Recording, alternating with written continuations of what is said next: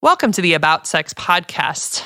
I'm your host, Angela Skirtu, and you can find me at www.aboutsexpodcast.com, or you can also find me at www.therapistintstlouis.com.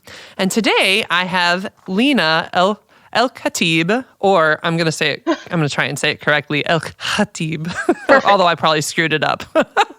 Thank you. Thank you, Lena, for respecting my attempts. I know I'm butchering everything. But anyhow, Lena is a licensed marriage and family therapist and AASECT certified sex therapist. And your pronouns are she, her. Anyhow, Lena, why don't you tell us a little more about you, your professional identity, what you do, what makes you awesome? Sure. I'm glad to be here today. One of the things I love talking about is sex and the work that I do. Like you mentioned earlier, I'm a licensed marriage and family therapist and a sex therapist, and my work really focuses on working with adults on relationship and sex therapy. I practice at my own practice, which I just launched a couple months ago, called Essentia Therapy in Chicago, Illinois. What's a link? It's Essentia, Essentia, therapy.com.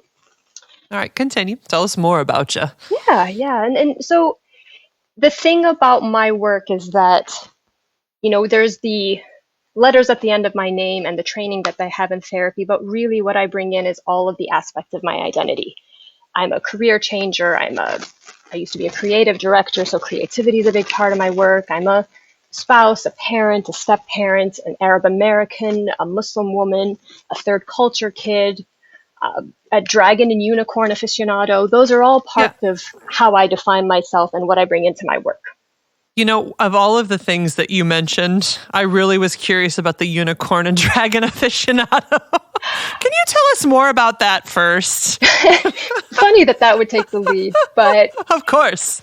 As silly as it sounds, I believe in play. I believe in play and I believe in fantasy. And I think that if we can incorporate that into every aspect of our lives, we'll never be stuck because we can always imagine a way out. And so do you use dragons to get out?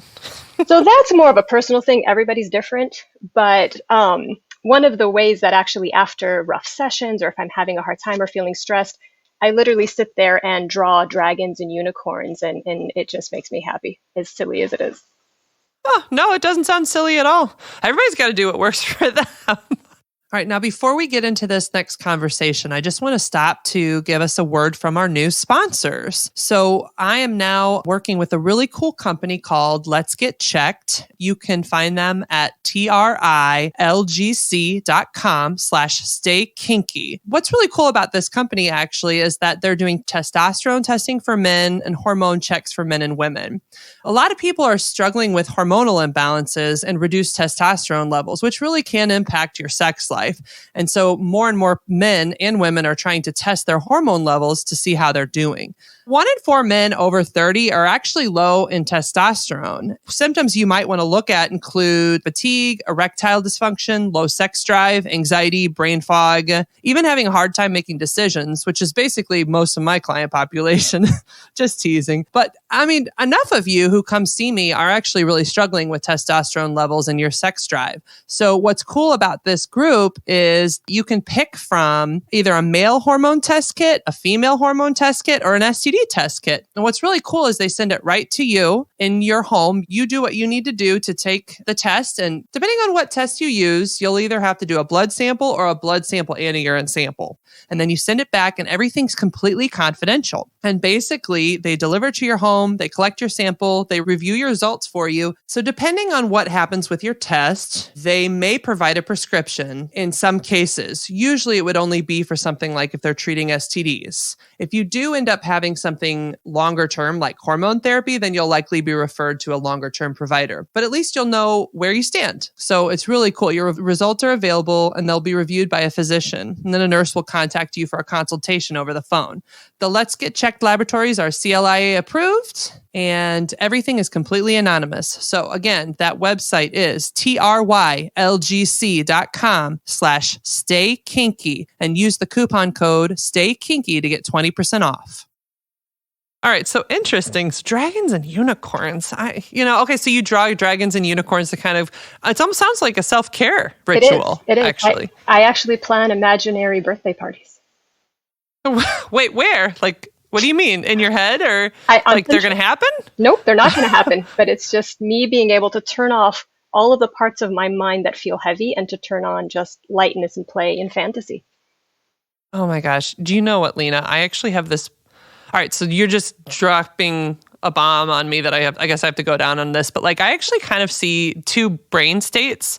And one of them I call the playground and one of them I call the cobwebs.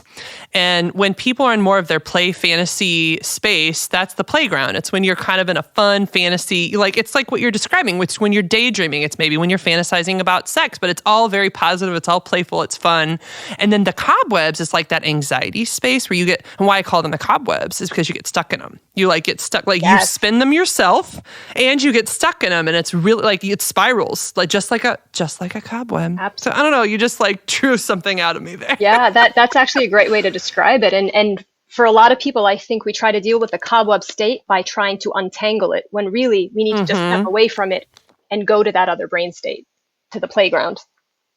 Yeah, invest in the playground. Exactly. And it's great. It could be dragons, it could be porn, whatever your thing is. It's all good. Whatever you like. It could be dragon porn. Let's put it together. That's actually a thing, just so you know. I did not know that, but I appreciate you telling me. Yeah. So what are some of the challenges you face in your practice? Like, you know, couples, I know there's a lot we work with, but you said you bring all of your identities. So tell me more about how you bring some of these other identities into your work. Sure. So when I work with clients, a big part of kind of my mission, it's using creativity and compassion and curiosity to help them explore, challenge, and rewrite their sexual scripts. And we cannot talk about our scripts without talking about all of our parts of our identities. My views as sex as a woman can't be separated from my views as sex as a Muslim woman, as an Arab woman, as a parent. And so by being in touch with those parts of my identity myself, I'm able to work with that in the session and help my clients access all of their different parts as well as we do this exploration of the scripts that they're living by. So do you tell people, so do you guide them to tell their script, or do you actually kind of mesh scripts? It's both. It's both. Ultimately, It is about who they are and their different parts. But a lot of times, and especially because I work a lot with the Muslim and Arab American community, it is important for them to know that there are parts of their identities that I understand, that I've lived, that I've been through, so that they don't feel like they're speaking and having to explain all of these different parts of what it's like to be Muslim or to be Arab. So I do share parts of my identity and parts of kind of my process, but really the goal is for them to be able to access theirs. Can you just, so like, you know, right now, obviously we're going through a lot of, sorry, I just have to take a deep breath because just I was thinking of like this pandemic and then some of the racial turmoil that's come up recently. And it's not like, I hate the word recently too. So like, as I was like, why I had to sigh is I was thinking of like, what's the right way to say this, how to address this, but it's important to address it. So like what are you seeing in the Muslim population and the Arab population that sometimes people aren't seeing because they're just not a part of that population? So I know that's a hard, sorry, it was a big question. No. And it's very much a part of my work. And actually, I'm sorry, my 2-year-old is throwing a tantrum outside. I was curious because like actually earlier we had a cat in session. So like, it's fine. You can have a kid throwing it. Do you need to handle it or are you okay? No. She has childcare, but I guess this is what recording in the time of Corona looks like. It is. You know what? This is real life. We're going to have tantrums. Let's have a tantrum together, Lena. Sure. So tell me more about like, you know, the original question. So, tantrum is a fitting word for it, actually, because sometimes when I hear some of the stories, it makes me want to throw one. But the thing that comes up a lot with my clients, and I do have to preface this by saying the reason I focused on this demographic, aside from the connection, obviously, to my own culture, people were seeking me out. I had clients that were messaging me saying, I need to work with you because you're the only Arabic speaking or Muslim, my name is Muslim, so they know, therapist that actually has an inclusivity statement on their website about being BDSM friendly, LGBTQI positive, sex positive. And so there aren't a lot of spaces for this population where they can talk and feel understood. But the biggest thing that they come in with is the impact sexual shame is having on the choices that they're making in their lives. And they don't actually know that it's coming from sexual shame because that's not something that's talked about. And so I might work with clients that perceive their sexual experiences or even their relational experiences as punishment for having completely normative sexual experiences, where they're translating, for example, masturbating as a teenager because they've never talked about it. They don't know that it's normal. They grow up and if they're experiencing, for example, anorgasmia in their relationship, they believe that it's a punishment because they masturbated when they were younger. Because in the belief system, masturbation is considered wrong or harmful, or because I'm also learning from you here. I don't know everything about the Muslim faith and how people in the Arab community feel about masturbation. So, I mean, if you're open to addressing just some of that, I'm curious. Sure. What are some of what are the beliefs? So that's the part that's really interesting. The beliefs themselves, what the Quran talks about in terms of sex, it's actually very pro-pleasure. There actually aren't all that many rules. Technically, the only rule that is explicitly stated as being forbidden is anal sex. But other than that, most Quranic references around sex are pleasure-based, about it being something that both people are meant to enjoy and are meant to engage in. But the problem is that what people know of are the interpretations of the Quran that are made by men, older men, in a very conservative region. And so what they're getting are these decrees, these fatwas about what is sinful and what is not, from the viewpoint of men in a very patriarchal society. So it's actually not, the religion itself doesn't say anything about masturbation. But the decrees that have come out afterwards essentially cast anything that is uncomfortable or scary as threatening as being sinful. That's so interesting and so challenging too, because people are the ones who interpret readings and some of these documents, right? That the documents like the Quran are part of the guiding principles and the guiding beliefs and value systems, right? But then it's still kind of up to men and people to interpret what those things mean. Right. And I've definitely seen not just in Muslim religion, but across religions, there can be some challenge to like how do people come together with that, and how do you take it outside of its context? Yes. Does that make sense? Absolutely. And that's, so one of the biggest things that's a part of the problem is that these decrees are being made.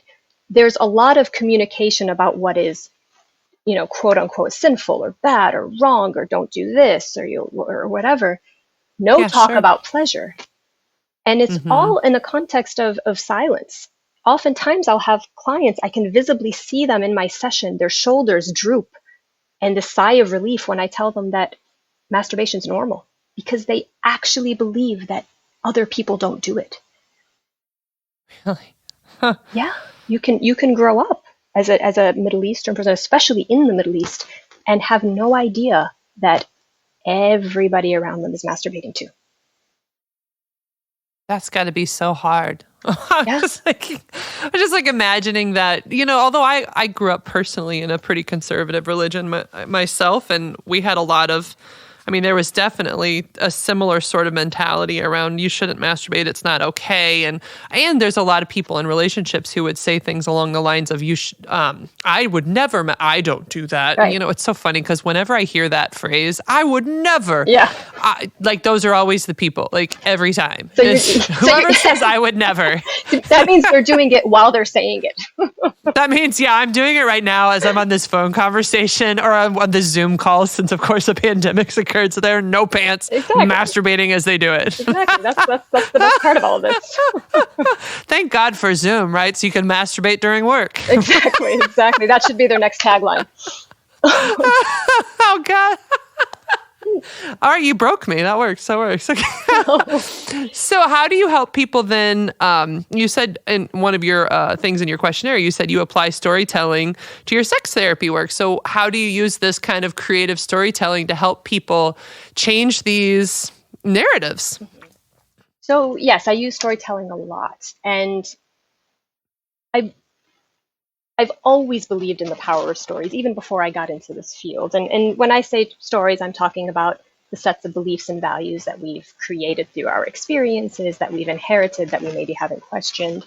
And really what I do is I work with my clients to really understand, one, what are the belief systems that they have? Like making it speakable, naming it out loud to another person, understanding what do they believe, why do they believe that, where does it come from, what are the messages that instilled that belief in them, and then challenging it. Is that belief system working for you or working against you? And if it's working against you, what is an alternate belief system that's more aligned with who you want to be? And that process, especially with the population that I work with, can be very empowering because a lot of the times they don't even know explicitly the belief system that's holding them back. They just feel the silent shame because they're not living up to it. But they can't actually pinpoint, I feel shame because I was told that I shouldn't be a sexual being. They never actually name it in those terms. But when we go through this process, they get to have a more clear idea of what it is that's actually igniting that shame.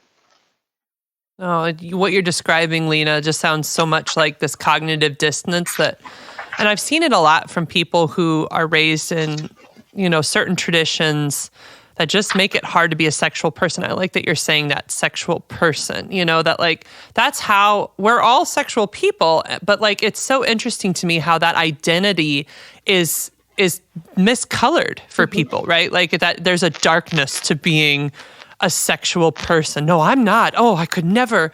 And the hard thing is it's so basic to humanity to be a sexual person that when we put shames on this, we cause so much harm. Yes. So much harm to people.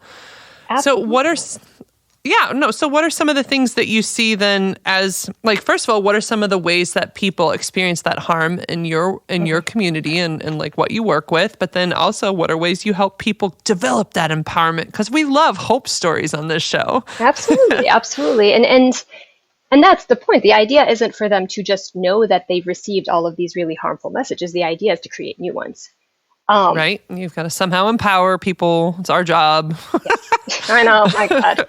But to answer the first part of your question, it's quite interesting the way the stories connect where it wouldn't be immediately obvious. To give you an example, I gave the example earlier of, feeling like orgasms are not something that you should have because you've masturbated. I've worked with clients that have been in abusive relationships, physically, emotionally abusive relationships, because they believe that they deserve to be punished for having premarital sex with other people and lying about it, even though they had no option other than to lie. Wow. Clients that go into depressive states where they refuse to engage with their partners because they feel so guilty because they're into BDSM or kink. So and I do believe a lot of this comes from kind of the framework that religion is based on, where there's a set of rules. And if you don't follow the rules, there's a punishment. And in most cases, it's, eternal damnation. But that old thing. Yeah, pretty high stakes, right? But in that framework, it's saying there's a right way and a wrong way. And if you do things the right way, you get rewarded. And if you do things the wrong way, you get punished. And so a lot of people have internalized normative sexual behavior as bad, as sinful. And so they punish themselves. They let other people punish them and believe that they deserve it. And they're not necessarily able to access that self-compassion of, one, you're a sexual being with sexual rights, and two, nobody deserves to be punished. And that's so powerful. It goes against the very framework of how they're taught to do religion. Yeah. Well, you know what? I mean, it's powerful because I was just thinking of abusive relationships in general. One of the things that we look for in abusive relationships is the punishing only environment, where basically the only feedback you get is when you're doing something wrong. And to some degree, and you don't have to, well, you don't have to agree with me, but it's just something I'm coming to terms with on my own personally around some religious ways. Not all, because I know people can be more progressive or whatever. But like there is in some forms of religion, there is very much a punishing only environment where you are just a sinner and you are in trouble and these are the things you're doing wrong and this is how God is, or Allah, whoever, because I mean, I know we're talking about the Muslim community here too. And, well, not too, like fully. Sorry. Sure. I overthink everything, so I apologize. I'll do that in my questions. I do that. But like okay, cool. It's because I want to be like really, really supportive and inclusive. And sometimes it means I have to overtalk myself out of things. But anyhow, like basically this punishing only environment creates a situation where people can't have self-compassion. They almost feel like they have to abuse themselves mentally, emotionally. Right. Like you're such a bad person. What's wrong with you? How could you do this? Like, and it's very detrimental. It keeps people from advocating for themselves. It keeps people from being able to even enjoy sexuality at its basic level because they feel like they're ultimately like just this terrible person. Yes. And like, where's there to move from being terrible? Right. I don't know. And add to that, in addition to that framework of rule punishment, there's this other part of faith equals you do not question. Faith equals you don't challenge. And so it creates this culture of silence where nobody's talking about these things that they're wondering about or worrying about. And those two aspects, that the rules punishment and the culture of silence, are making it so that people are suffering and feeling completely trapped. And to kind of what you were saying before about religion, I'll be honest, it's messy. I have parts of the religion that I embrace, other parts that I can't embrace, parts that leave out anyone that has an alternative lifestyle, the LGBTQII community. Those are areas that I simply cannot say, oh, well, it's just religion. I have to be open and vocally against that. And there are also parts of the religion that I think are beautiful, the sense of community, the sense of purpose, the sense of belonging. And so my work with clients isn't to get them to accept or reject religion. It's their religion. It's theirs. Right. It's to help them rethink that framework so that they're able to experience both the parts of the religion that they love and create a sex-positive environment that's rooted in openness and acceptance. I personally think that's why contextual ways of looking at things can help people. So, you're talking about stories and scripts. When people have a form of separating a little bit from religion and understanding that context of, like something you said earlier is that it's written by males and it's a pretty patriarchal society. So there's a context there, right, of how people interpret things. And so if you can separate yourself from that context, then sometimes it can help you to see beyond like what's being said to what does this mean to me? Right. Which is a big part of story writing. It's like, well, what is it going to mean for me? And how can I find a way to embrace my religion or my culture, but then also let go of some parts of the context that just don't fit for me? Right. Does that make sense? Absolutely. And the funny thing is, we do that all the time with religion. We pick and choose all the time. But somehow when it comes to sex, we're like, wait, no. Like, no, you can't choose here. No. Exactly. Well, because you're going to hell, of course, or in damnation, whatever. Right. But the thing that I've always find ironic is when you look at these other areas and like, but you're not following these 20 other rules and you're cool with it. But this one rule that is strictly about your own pleasure. You're not hurting anybody. You just want to feel good for, 2 minutes. That's going to send you to hell. So. It's funny, but there's this billboard that was up here in St. Louis for a while, and I don't know if it's still up, but it said something to the extent of God has better things to worry about than whether you eat bacon. And I'm pretty sure it was for, people in the Jewish religion. I thought I saw something underneath that, but I thought it was funny because that's kind of an example of like, is bacon really going to send you to eternal damnation? If so, like we need to have a conversation with God about like where his priorities are. Right.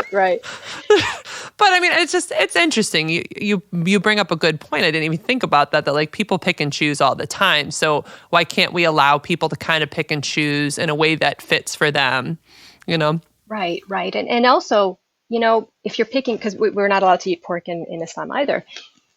What are the impacts of what you're picking and choosing? Because you know what? If you decide I'm going to have bacon, cool. If you decide you're not going to have bacon, cool. You just have to order a different type of breakfast.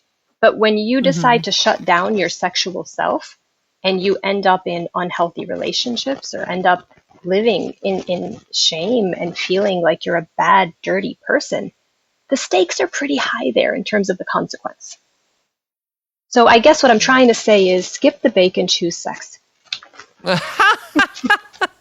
Now that's a great tagline. I know. Let's see if that billboard is still available. I know. You know what? Who cares about bacon? I want you to have good sex, and that's final. Yeah. So how do you personally define good sex? Well, good sex for me is it's healthy sex. It's consensual. It's mutually pleasurable. It's between people that are able to consent. It's safe. Those are kind of the foundations. If those aren't there, there's a problem. Anything after that, it's all good. Okay. So anything up to that is like, yeah, you figure it out. Yep. Experiment, try. Some things you like, some things you won't. As long as you're not violating those core elements, then it's fair game. So you mentioned that I was looking through some of your things here, and there's some form of like kink and BDSM, that you kind of incorporate here too. And so I'm curious, like, what role does that play in your practice? Well, a couple different things. A lot of my clients come in wanting to work on how to integrate, one, release the shame that they feel around being aroused by kink and BDSM. The other is how to bring it into their relationships. But on a less kind of individual basis, it ties into play. Especially with BDSM. I mean, you're talking about coming out of roles, experimenting, trying, accessing different parts of yourself that maybe you never gave yourself permission to access.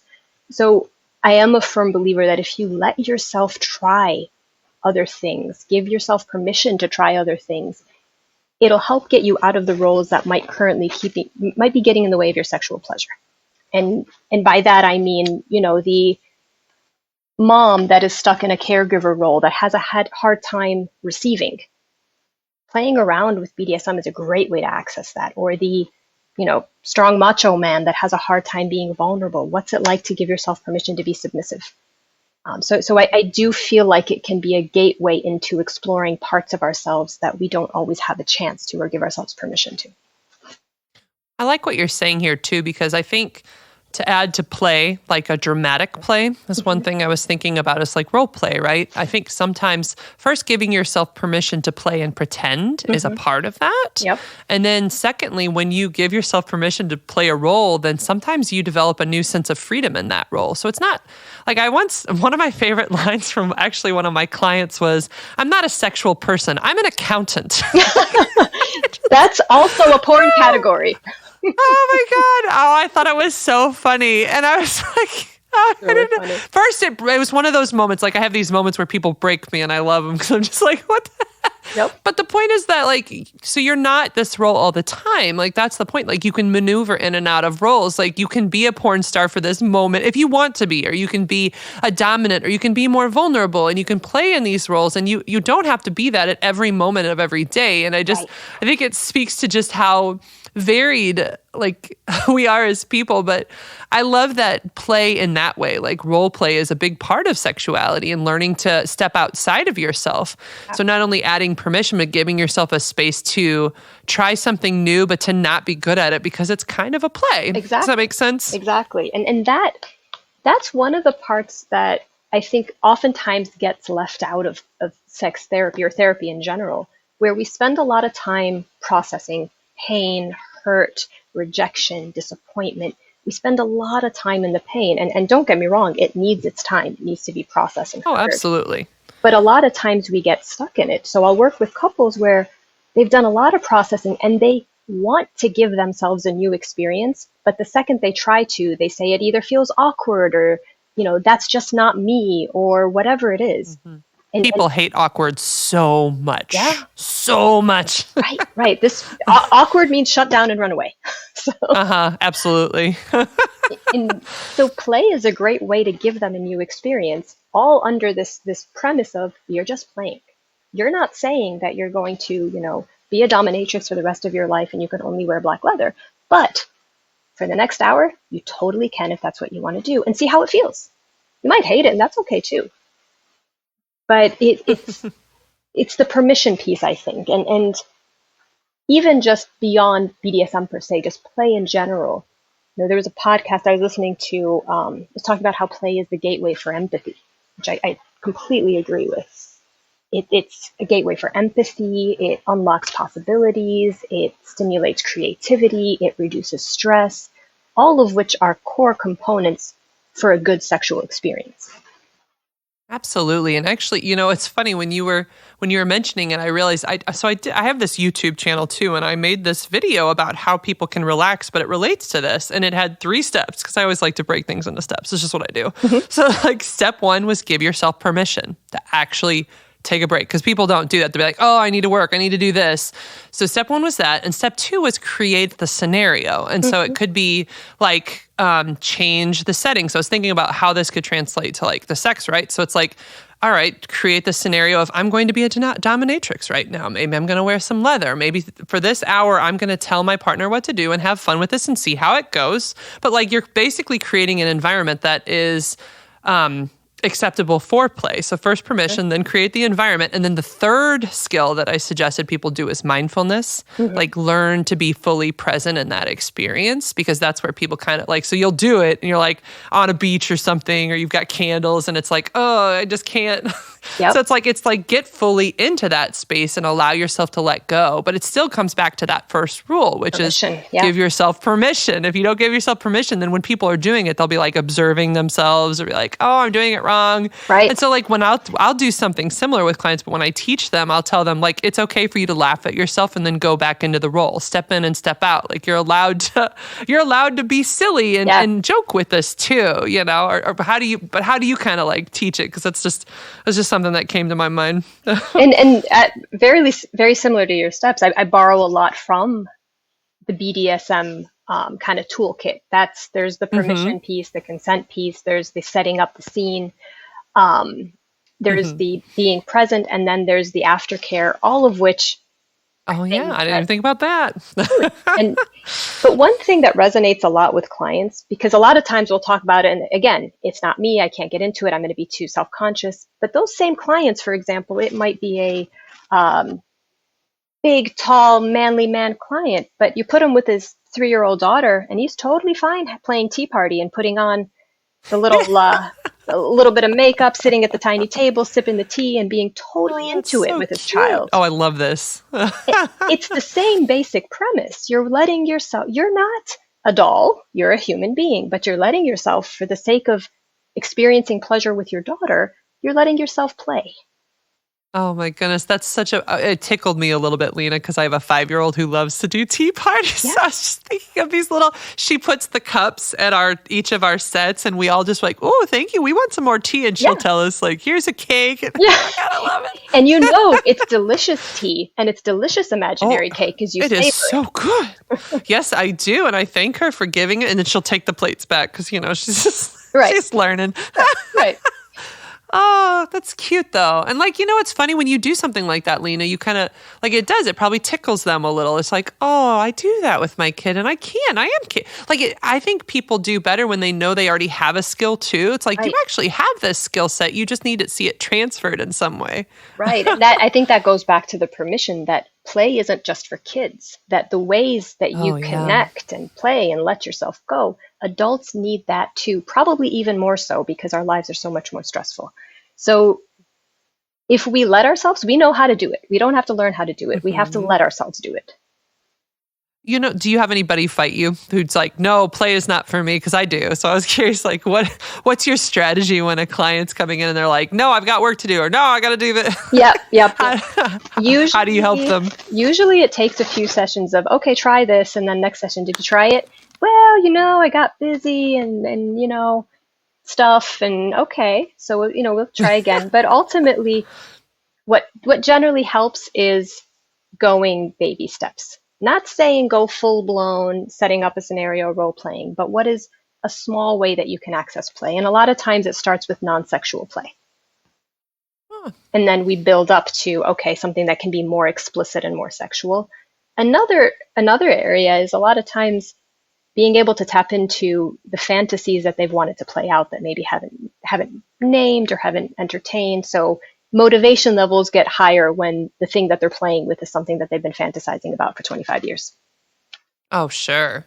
Well, so you said you might start with something maybe outside of the sexual realm. So what's an example of something you might have somebody do to play? So I usually don't tell them what to do. I let them tell me. In a lot of times we'll talk about earlier on in their relationship, the things that they enjoy doing, and we'll kind of bring back some element of that. But the things that I try to incorporate, like the specifics aside, there's usually an element of surprise. There's usually an element where one person is doing more of the planning and the other person is getting to experience kind of that anticipation of waiting and wondering and feeling like they're being kind of taken care of. So I try to incorporate that. Now, what it looks like is more specific to the people involved. Sure, but what might be an example or two? Because sometimes people are looking for ideas. So for anybody listening, this doesn't mean you have to do this thing, Sure. but it's like it helps to hear the examples to get an idea if you're ever going to try it. You know what I mean? Mm-hmm. So what are good examples? So, like for example, for one couple, it's they love music, and so they'll plan a music-themed date where it's almost like creating a concert for each other at home, where one person is surprising the other with the tracks that they're going to choose and setting it up so that it's a great environment to essentially have a concert at home. It's like that old mixtape, I make you a mixtape. Exactly. Actually, that's exactly what it is. Way back in the 80s when that's what we did. Yeah. And all right, cool. For other people, like, especially for a lot of kind of clients that are feeling like they're stuck in that role of I'm always giving, I'm always the caregiver, the caretaker. Their play for them is to not have to do anything. It's for their partner to pick out what they're going to wear, to pick out what their day is going to look like, what they're going to eat, to set everything up. And that's the playful part for them, is that they get to essentially be guided by their partner and receive all of that care. And it gives them permission to like shut down that part of their brain that's always planning. Oh, yeah. As a personal planner, like somebody who always like literally, oh my God. So I started to call this thing the Gremlin Rules. All the different rules or like different strategies you come up with for yourself to like, I don't know, just do things.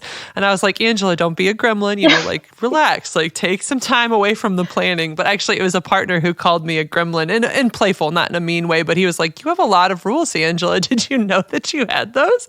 And I was like, no, I did not, but thank you for making me aware and I will work on that. Like, and he wasn't saying it in a mean way, but I was like, wow, why do I have all these rules, And yeah, don't you hate when someone points out raised? No, I mean, I'm a grower by trade. I love to learn and explore, and my journey is always to become newer, smarter, find a different way of being.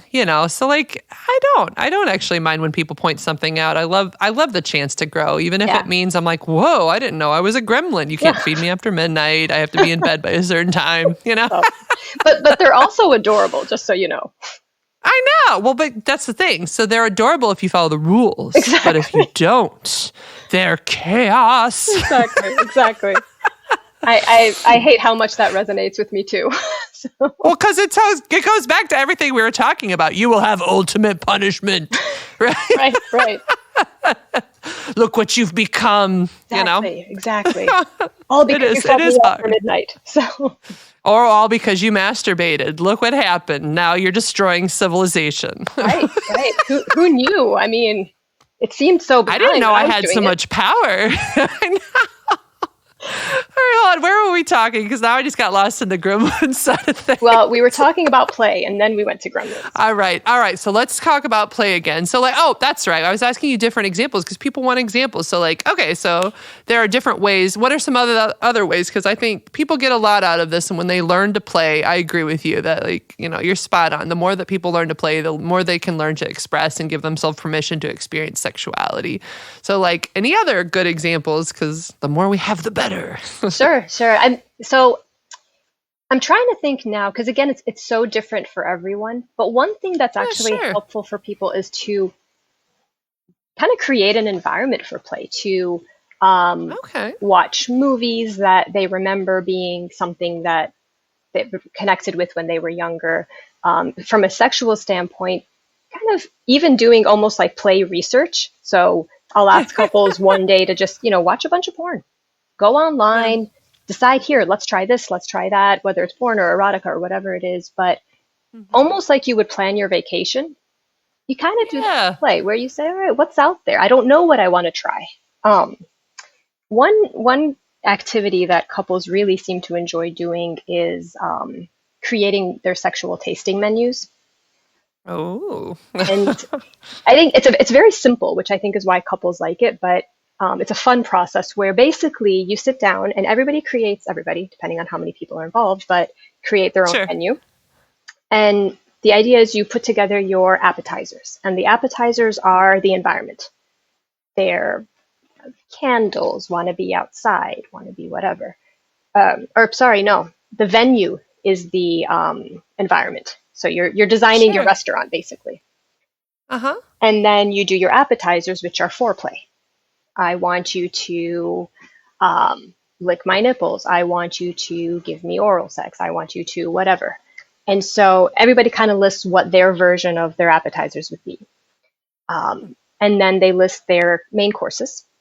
And that's how they want to have sex, what positions they want to try, what would they like to start with if they're doing more of like a paced menu. And then lastly would be the dessert. What do they want to do after? Do they want to, get up and eat ice cream? Do they want to cuddle? Do they want to talk about it? Do they want to just, lay in bed until they fall asleep? Whatever it is. And then they compare menus and go through the process of deciding what their first meal is going to be, pulling from each of their different menus. Oh, I like this. It's so savory. It is. And the process gets them excited because they're thinking of all of it's essentially like you're hungry and you're staring, you're on DoorDash looking at all the menus, basically. Lena, we're getting towards the end of this podcast, and I've loved it. Actually, I feel like we could talk for a while, but we can't. Time. I only have so much time, right? So I guess I just wanted to know, like I always ask my guests on the podcast this kind of last question, and it's just, what's a final message you want to send to anybody listening, just about sex, about life, just something you want people to kind of take home from you? Yeah, and I'm a very contextual thinker, so oftentimes my final message is like an essay, but I'm not going to do that because, again, do your best not to. But I would say to be aware of your script, to be aware of your stories, and to trust that you are the author of it, that no one else is the author. Even though there are people that people, society, culture, religion, whatever it is, that put things into your story, into your script, ultimately you're the one that has the ability to erase, delete, edit, and rewrite.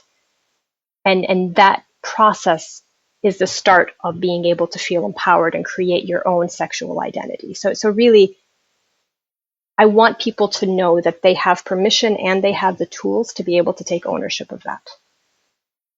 And how do they find you? Tell us your links. Okay, so my email address is Lena, Lena, at essentiatherapy.com. And the URL is, like I said earlier, it's Essentia Therapy, ESSENTIA therapy.com. You can also find me on Instagram. The handle is at Essentia Therapy. So you can find me in any of those places. There's also a box to subscribe to my newsletter on my website. So you're welcome to do that to be able to stay up to date in terms of blog posts and content that I'll be creating. Well, I want to thank you for joining us. We have been talking to Lena Elkhatib.